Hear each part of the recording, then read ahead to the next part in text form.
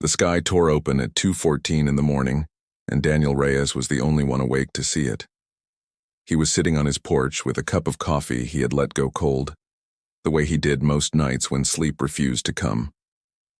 The mountains behind his house were dark and silent, the kind of silence that used to comfort him before the war. Then the silence broke. A streak of white fire cut across the sky, so bright it turned night into day for 3 full seconds, and the sound that followed was not like thunder. It was lower, deeper, a sound he felt in his chest before he heard it in his ears. He watched it fall behind the ridge, and he watched the light die out, and for a moment he told himself it was nothing. A meteor, space junk, something for the news in the morning. But Daniel had spent 6 years learning that when something in his gut told him to move, he moved. He grabbed his jacket, his flashlight, and the old medical kit he still kept by the door out of habit, and he drove his truck as far up the mountain road as the snow would let him.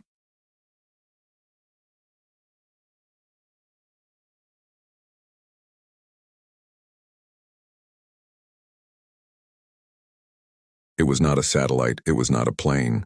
The metal was wrong, too smooth, too seamless, like it had been grown instead of built. Daniel stood at the edge of the crater for a long moment, his flashlight beam shaking slightly in his hand, before he saw the shape lying half buried in the snow near the wreck.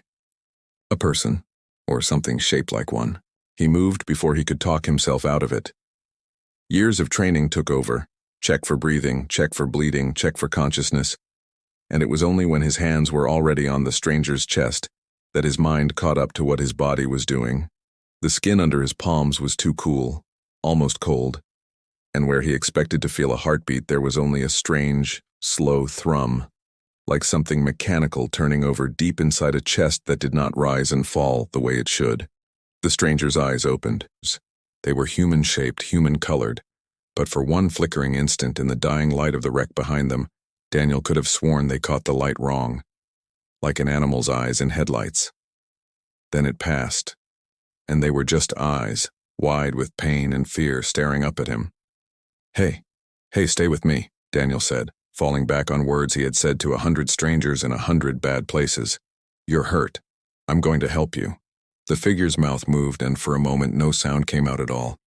Then, in a voice that was almost right but not quite, the rhythm slightly off like a language spoken by someone still learning its music, the stranger said one word. "No. No, what? No, don't help you."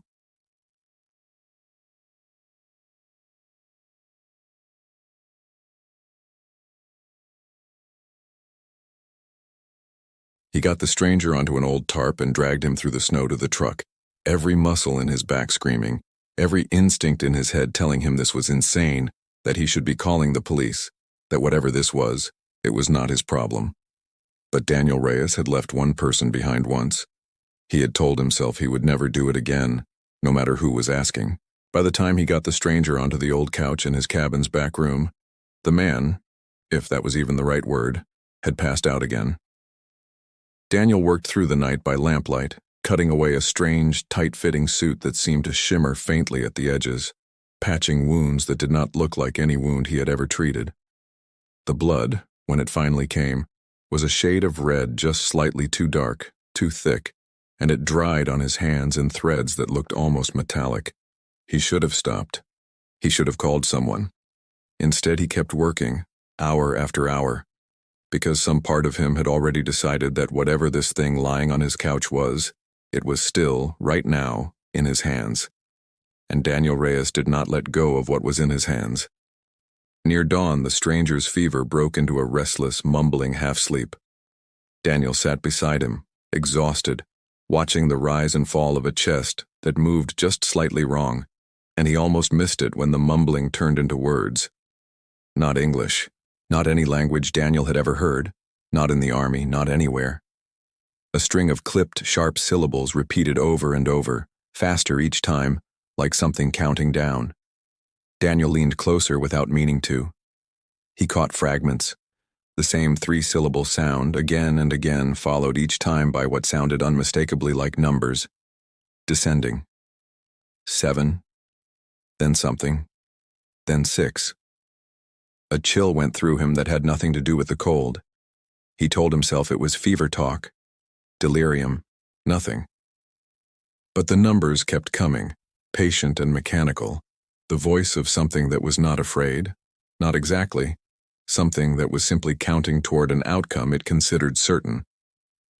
Outside, the first search helicopters of the morning began sweeping the ridgeline, their spotlights cutting through the gray dawn, and Daniel realized with a cold certainty that they weren't looking for a downed plane.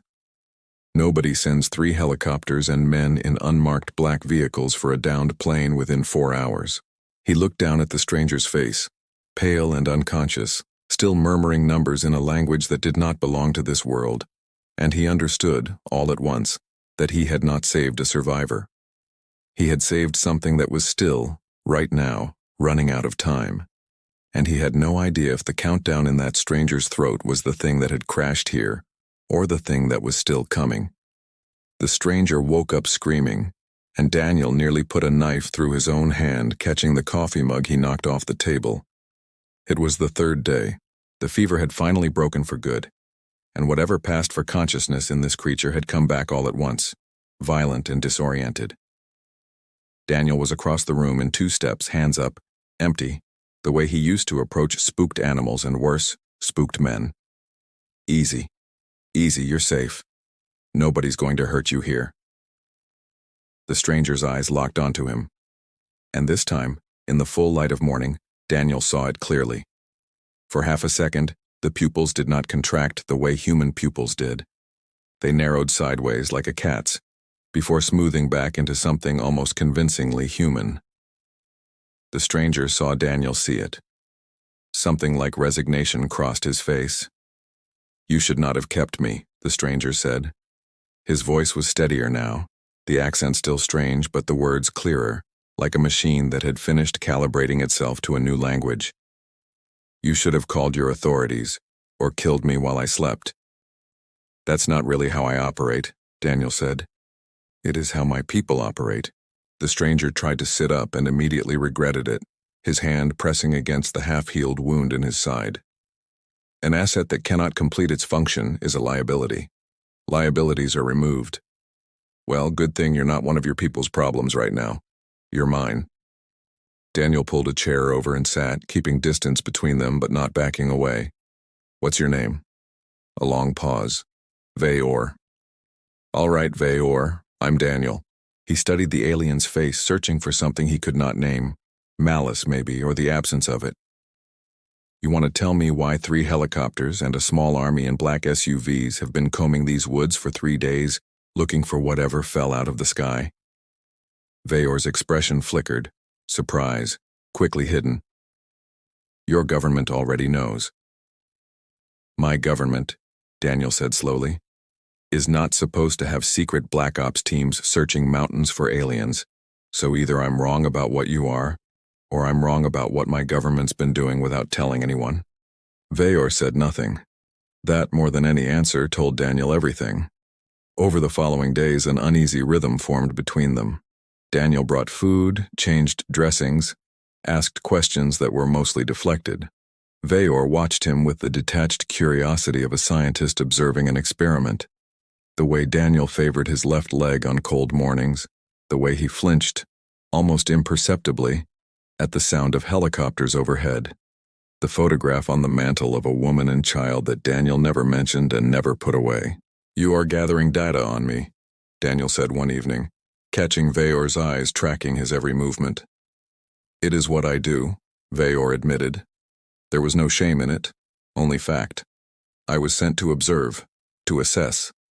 "Assess what?" Veyor looked away. "Whether your species is worth the trouble of continuing to exist." The words landed in the small cabin like a dropped stone, and for a long moment neither of them spoke. Daniel felt something cold settle in his stomach. Not quite fear, more like the sensation of a floor he had trusted turning out to be thinner than it looked. "And? What's the verdict?" "I have not decided," Veyor said quietly. "You should be more troubled by that than you seem to be." "I've been more troubled by worse things," Daniel said, and did not elaborate. That night, Veyor asked him why. Why he had dragged a dying stranger, an obviously inhuman stranger, through the snow instead of leaving him to die or calling for help. Daniel considered the question longer than Veyor expected. Because somebody didn't do that for people I couldn't save once, he finally said, and I told myself I'd never be that somebody again. Doesn't matter who's asking. Veyor turned that answer over for a long time, the way a man turns over a coin looking for a flaw in the metal. It did not compute cleanly against anything in his mission briefings. Nowhere in the files he had studied on approach to this system was there a category for cost without benefit, for help extended to something that offered nothing measurable in return. The moment shattered at 11 that night, when the cabin's front door exploded inward. Daniel was on his feet before the door finished swinging, years of instinct taking over as 4 figures in black tactical gear flooded into the room, weapons raised, red laser sights sweeping the walls. One voice barked over the chaos. "Hands where I can see them! Now!" Daniel raised his hands. Veyor did not. What happened next took less than 2 seconds. One agent's rifle swung toward the alien lying half upright on the couch, and something in Veyor's forearm, a thin ridge beneath the skin Daniel had noticed while treating him but never understood, flared with a dim blue light. The agent was thrown backward into the wall so hard the frame cracked, his weapon clattering uselessly across the floor, his chest heaving in ragged, stunned breaths. "Stand down!" Daniel roared, throwing himself between Veyor and the remaining agents, his hands still raised, his heart slamming against his ribs. "Everybody stand down, nobody else needs to get hurt." For one unbearable second, nobody moved. 3 rifles, 1 wounded agent, 1 furious alien with a weapon built into his own arm, and Daniel Reyes standing in the middle of all of it with nothing but his open hands and a voice that refused to shake. Then Veyor spoke, low and startled, staring at Daniel's back as if seeing him for the first time. "Why are you protecting me? I nearly killed one of your own." Daniel didn't turn around. His eyes stayed locked on the agents, on the fingers tightening around triggers, on the 2 seconds that would decide whether anyone in this room survived the night. "Because that's not who you are right now," he said. "Now shut up and let me handle this." But even as he said it, the door behind the agent swung open again, and a 5th figure stepped through. Older, calm, unarmed, wearing no tactical gear at all. Just a plain coat and the unmistakable posture of someone who had been running operations like this long before Daniel was born. The man looked past Daniel entirely, straight at Veyor, and smiled the thin, satisfied smile of someone who had finally found what he had been searching for. "Well," the man said softly, "there you are." The lights went out a half-second before Daniel moved. He never found out afterward whether Veyor planned it or whether the surge of energy from his defensive implant had simply knocked out the cabin's old wiring. It didn't matter. In the sudden darkness, Daniel grabbed a fistful of Veyor's shirt and hauled him off the couch, dragging him toward the back window while the agents shouted and stumbled over furniture behind them. "Move!" Daniel hissed. "Move, now!" They went out into the snow together, Veyor limping, leaning hard on Daniel's shoulder. And behind them, the calm man in the plain coat gave a single quiet order that Daniel didn't catch but understood perfectly from the tone alone. "Don't lose them." They ran. Daniel knew these woods better than any stranger with a flashlight ever could, and he used every inch of that advantage, cutting through a frozen creek bed to break their trail, doubling back through dense pine cover, putting distance between them and the search beams sweeping the dark behind them. By the time they collapsed, gasping, in the shelter of an old hunting blind 3 miles from the cabin, the shouting had faded into the general hush of the mountain night. "You should not have done that," Veyor said, between ragged breaths that didn't sound quite like human breathing. "You have made yourself a target of your own government. Kind of already was the second I dragged you out of that crater." Daniel checked the wound on Veyor's side. It had reopened, seeping that too dark blood into the makeshift bandage. "Who was that man?" "I do not know his name, but I know what he is. Your world has built an organization to hunt things like me. That should frighten you far more than I do." "It does," Daniel admitted, "but you're the one who almost caved a guy's ribs in with your arm. So let's start there. What are you?" "Really?" Veyor was silent for a long time, staring up through the bare branches at a sky full of cold, indifferent stars. When he finally spoke, his voice had lost its clinical distance. I am a scout. My people are called the Kriven. We are old, older than your species can imagine, and we have watched thousands of worlds rise toward the stars. Most burn themselves out before they matter. A few become dangerous. My function is to determine which your world will become, before it becomes anything at all. And if you decide we're dangerous, then I do not decide anything, Veyor said quietly. I report, and decisions are made far above me by people who have never set foot on the world in question. Daniel felt his stomach tighten. That number you kept saying, when you were delirious, you were counting down. Something shifted behind Veyor's eyes, surprise, and beneath it something closer to fear. You heard that? Heard it for 2 nights straight. Veyor exhaled slowly. My ship carries a failsafe. If I am compromised, captured, killed, unable to complete my function, it activates automatically and transmits a distress signal home. Except this failsafe is not only a distress call. If triggered under certain conditions, it becomes something else. A beacon. One that calls far more than a rescue ship. How much more? Enough to end everything you have ever built, Veyor said simply. That is not a threat, Daniel. It is a fact I am telling you because you saved my life, and I find I no longer wish to lie to you about what that life is capable of. Daniel sat back against the cold wood of the blind, processing that in silence. Somewhere below them, the searchlights had regrouped, sweeping in slow, methodical lines back toward the cabin. He thought of his father, dead 6 years now, who had spent his entire military career refusing to talk about the strange gaps in his service record, about a posting in the late 80s he never once discussed, even drunk, even dying. He thought of the calm man's face in the doorway, the utter lack of surprise at what he'd found. You said you were sent to assess us, Daniel said slowly. Sent by who exactly? Because that man back there didn't look surprised to see something like you. He looked like he'd been expecting you specifically. Veyor went very still. I have access to fragments of my ship's mission log, he said finally, before it was damaged in the crash.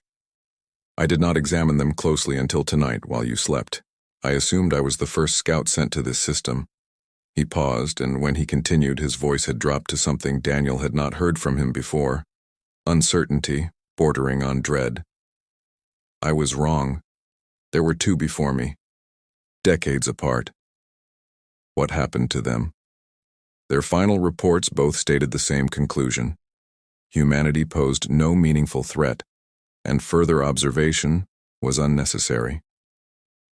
Veyor turned to look at Daniel directly. Both scouts were recalled home immediately after filing those reports. Neither one was ever heard from again. The wind moved through the trees, and somewhere far off an owl called into the dark, and Daniel felt the shape of something huge and cold settling over the night, something far larger than a single crashed ship or a single hunted alien. Somebody erased them, Daniel said slowly, for saying we weren't a threat. Or, Veyor said, and his voice had gone very quiet, for saying something else entirely, and having that answer changed before it ever reached home. Before Daniel could ask what that meant, a new sound cut through the trees. Not helicopters this time, not shouting men, but a low electronic pulse rising from inside Veyor's own damaged suit. A rhythmic tone neither of them had triggered. Veyor's face went pale in the moonlight. He pulled back his sleeve to reveal a small embedded panel Daniel had never noticed, its surface now pulsing with the same dim blue light from before, but this time steady, insistent, counting upward instead of down. That is not possible, Veyor whispered. That signal requires activation. I have not activated it. Then who did? Veyor looked up at him, and for the first time since the crash, Daniel saw something on the alien's face that looked exactly like fear. Someone else's hand is already on the failsafe, he said, and it is no longer counting toward rescue. The pulse on Vayor's arm counted upward for 11 more seconds, then stopped as suddenly as it had started, and the silence that followed was somehow worse than the sound. "What does that mean?" Daniel demanded. "It stopped. Is that good?" "I do not know," Vayor said, staring at his own arm as though it belonged to someone else. "It means the trigger was interrupted, not cancelled. Something, or someone, reached for the failsafe, and then pulled back. Could it have been you? Some kind of automatic response?" "No." Vayor's voice was flat with certainty. "That signal is keyed to my biology alone. Only I can activate it, which means someone found a way to reach it without me." Daniel didn't like where that led, and he liked it even less an hour later when they finally worked their way to the edge of a frozen ravine he remembered from childhood hunting trips with his father, and found, half buried under decades of snowfall and pine growth, a second wreck. It was smaller than Vayor's ship, more corroded, clearly much older, but the metal was unmistakably the same seamless, grown-not-built material. Vayor went very still at the sight of it, his breath catching in a way Daniel had never heard from him before. "This is not possible," he murmured, moving closer, running his fingers along a scorched hull panel half swallowed by roots. "This vessel is Criven, Scout class, old, decades old by your calendar." "You said there was a first scout," Daniel said slowly. "One whose report was buried." Vayor looked at him. "You knew this was here." "I didn't know. I suspected." Daniel's jaw tightened. "My father used to hunt in this ravine. Every year, without fail, for as long as I can remember, except one year, when I was 9. That year he came back different. Quiet. He never hunted here again. Never explained why. He died 6 years ago and took whatever happened up here with him." He crouched at the edge of the wreck, brushing snow from a panel etched with the same characters he'd glimpsed on Vayor's suit. He was Army. Never talked about the 80s. Not once, not even dying, not even drunk. I always thought it was just war stuff he didn't want to relive. His voice cracked slightly. "I never thought it was this." Vayor was quiet for a long moment. "Your father found the first scout." "And covered it up," Daniel said. "Buried the wreck, buried the report. Probably thought he was protecting his family, protecting the country. Maybe he was right to be scared. Maybe he thought silence was the only thing keeping us safe." His hands curled into fists in the snow. "He never told me. He let me think there was nothing to tell." "He was not wrong to fear it," Vayor said quietly. "Fear was the correct response. But silence protects nothing, Daniel. It only delays the reckoning. That is the lesson my own people never learned either." Before Daniel could answer, the woods around them lit up with harsh white light, and a voice through a loudspeaker cut across the ravine. "Daniel Reyes, step away from the asset. This is your last warning." They'd been found. Daniel grabbed Vayor's arm and pulled him into the cover of the old wreck, just as the first shots cracked through the trees. "Not lethal rounds," he registered distantly. "Something electric, designed to disable rather than kill," which told him everything about how badly Threshold wanted Vayor alive. "Go," Vayor said suddenly, shoving Daniel toward a gap in the rocks. "I am the target. You are not. Not a chance." "Daniel, I already told you. I don't leave people behind." Daniel grabbed a fallen branch, useless as a weapon but better than nothing, and positioned himself in the narrow gap between the wreck and the tree line, forcing any approach through a single choke point. "Whatever's coming through that gap, it goes through me first." What happened next burned itself into Daniel's memory for the rest of his life. A single agent broke cover, weapon raised, sighting directly on Vayor through a gap in the rocks. And Vayor, instead of activating the implant that had thrown a grown man across a room days earlier, instead of running, instead of doing anything a weapon built for war should do, threw himself bodily in front of Daniel. The shot caught him high in the shoulder. He went down hard into the snow, and the sound he made was unmistakably a sound of pain, not calculation. The sound of something that bled and hurt and felt exactly the way anything alive felt when it was hurt. "No, no," Stay down. Stay with me, Daniel said, dragging him back behind the wreck, pressing both hands against the wound the way he had that first night in the snow. Why? Veyor gasped, his voice thin with shock. Did I do that? Because you're an idiot, Daniel said, half a sob buried in the words. Same as me. In the chaos of dragging him deeper into the ravine, scrambling over rocks and roots with agents closing in from two directions, Veyor's damaged suit brushed against an exposed circuit in the old wreck, and without either of them intending it, a fragment of encrypted data burst free from the ancient scout ship's dormant systems, streaming upward on a frequency Veyor recognized instantly and could not stop. He froze, blood-soaked and pale, staring up through the trees at a sky suddenly full of new light. Not stars, but something moving against the stars, vast shapes uncoiling in high orbit that had been silent and hidden for hours, maybe days. What is that? Daniel breathed. Veyor's face, for the first time since the crash, held no calculation at all. Only dread. That, he whispered, is no longer a scouting mission. By morning, the sky over 3 continents was full of lights that no astronomer could explain, and no government could hide. Daniel watched it happen from the back of an armored transport, Veyor unconscious beside him on a stretcher, stabilized but pale, hooked to equipment that human doctors had built to keep him alive despite understanding almost nothing about how his body worked. The calm man from the cabin doorway sat across from them, watching the same news feed scroll across a tablet, his expression unreadable. My name is Marlowe, he said finally, without looking up. I run Threshold.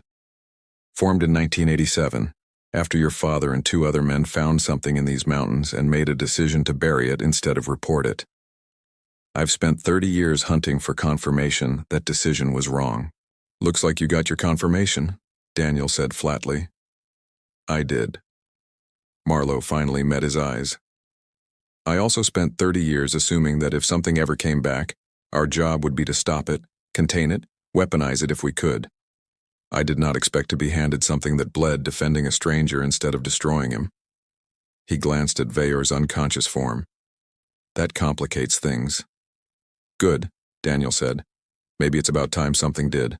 Veyor woke 2 hours later inside a converted research facility Daniel hadn't known existed 20 miles from his own cabin, buried under a decommissioned quarry, staffed by scientists and soldiers who had spent careers preparing for a day they'd hoped would never come.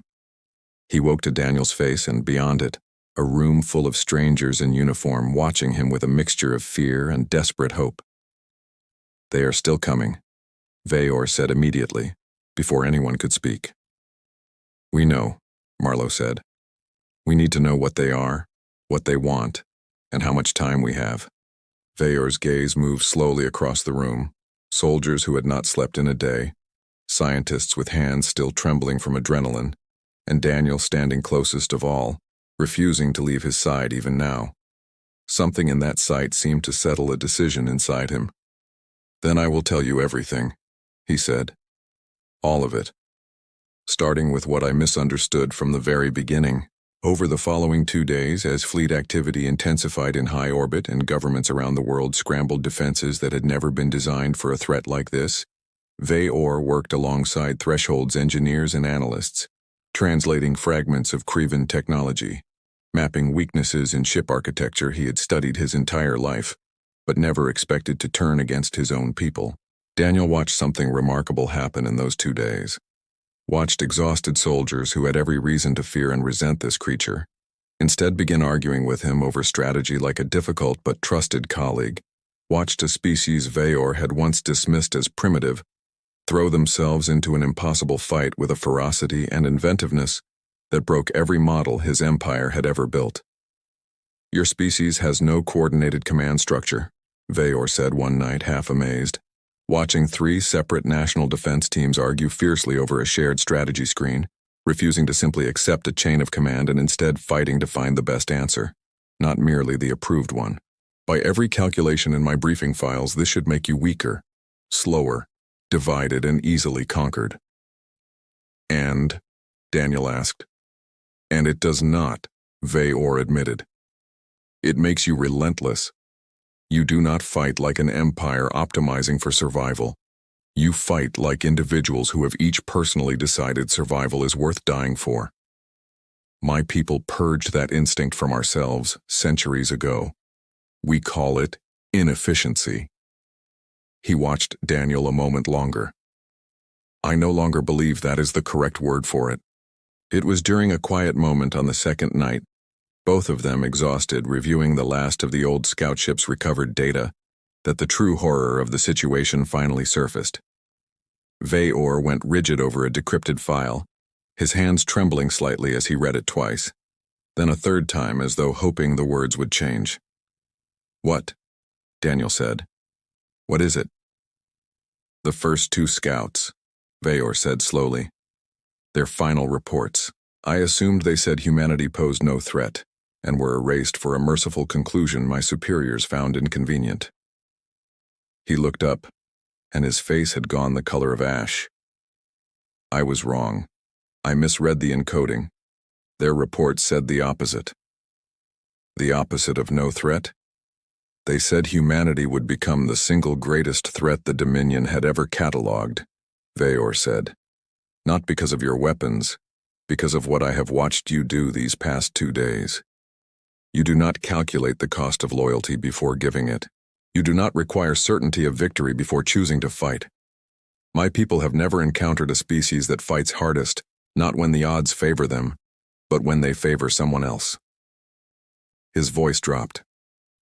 Both prior scouts recommended immediate, total elimination. Not conquest, not enslavement, but erasure, before you could grow beyond the point where erasure was possible.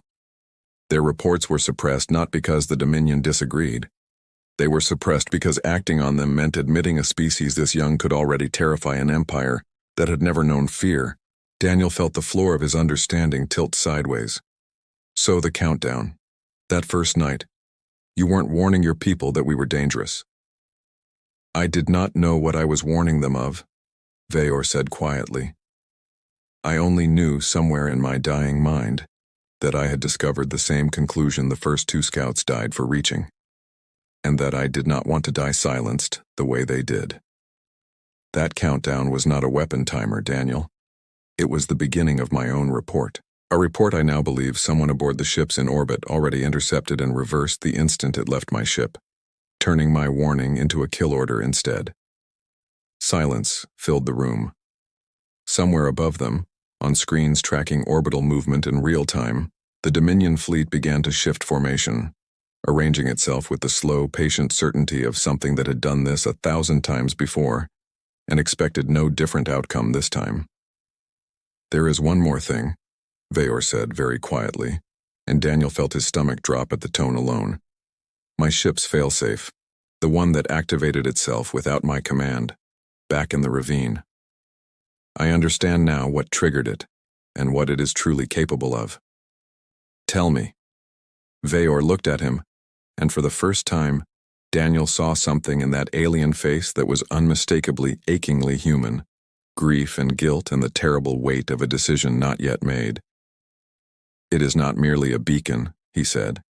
It is a weapon capable of ending this fleet entirely. Every ship, every soul aboard them, in a single moment. And I am the only living being who can trigger it. He swallowed. The only question left is whether I am willing to become exactly the kind of silent, distant killer my people have always been, or whether there is still time to find another way. The fleet began its descent at dawn, and by the time the first bombardment ships broke atmosphere, Daniel Reyes was standing in the exact ravine where his father had buried the truth 30 years earlier, holding a rifle he had no illusions would matter, waiting for the end of the world or the beginning of something else. You don't have to trigger it, he said, watching Veyor work at the base of the old, dormant scout ship, hands moving fast over exposed circuitry that hadn't been touched in decades. There's another way, there's always another way. I know, Veyor said, not looking up. That is exactly why I am not going to trigger it. Daniel froze. What? The failsafe is a weapon built by frightened, distant men who have never once looked the thing they were destroying in the eye, Veyor said. If I use it, I end this fleet, yes.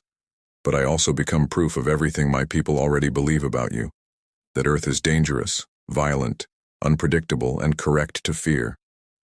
I will not hand them that proof, not even to save my own life, not even to save yours. So what's your plan?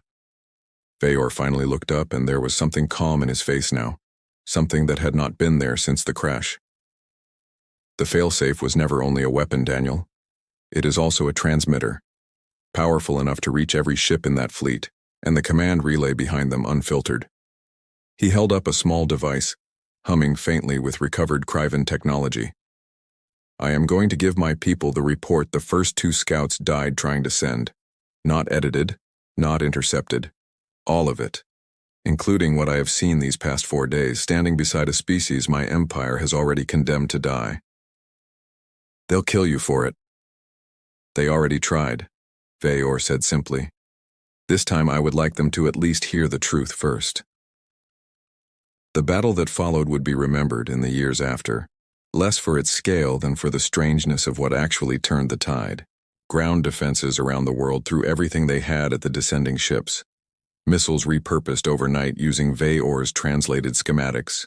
Coordinated strikes between nations that had not cooperated on anything in living memory. Soldiers and civilians alike doing whatever they could to buy time for a signal neither side fully understood yet. Daniel held the ravine with a scavenged defense team Marlowe had rushed in overnight, protecting the ancient scout ship and its transmitter with everything they had. While overhead the sky filled with fire and falling debris and the terrible, beautiful sight of an entire planet refusing, all at once, to simply lie down and die. It was not enough to win. Everyone in that ravine knew it. It was only enough to survive long enough for Veyor's signal to finish transmitting.